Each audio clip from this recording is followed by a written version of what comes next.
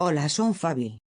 Vivo na biblioteca do colexio e encántame observar e experimentar cos animais e as plantas. Queres vir comigo?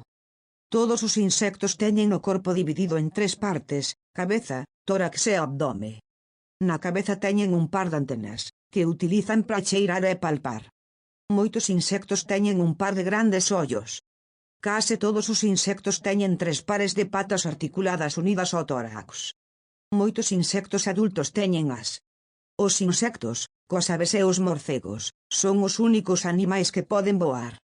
Antes de empezar a estudar os animais do patio do teu colexio, ten en conta estes consellos.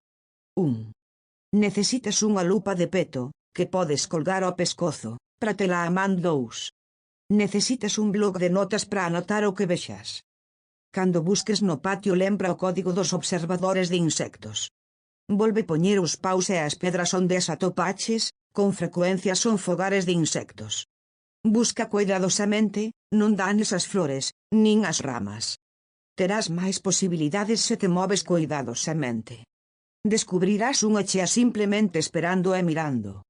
E para terminar, lembra que os insectos vivos son moi delicados. Non os toques sen consultar ao teu profesor. Unha vez que terminases de observalos, colócaos no sitio onde os atopaches. Solta os insectos na escuridade de modo que os paxaros non poidan comelos.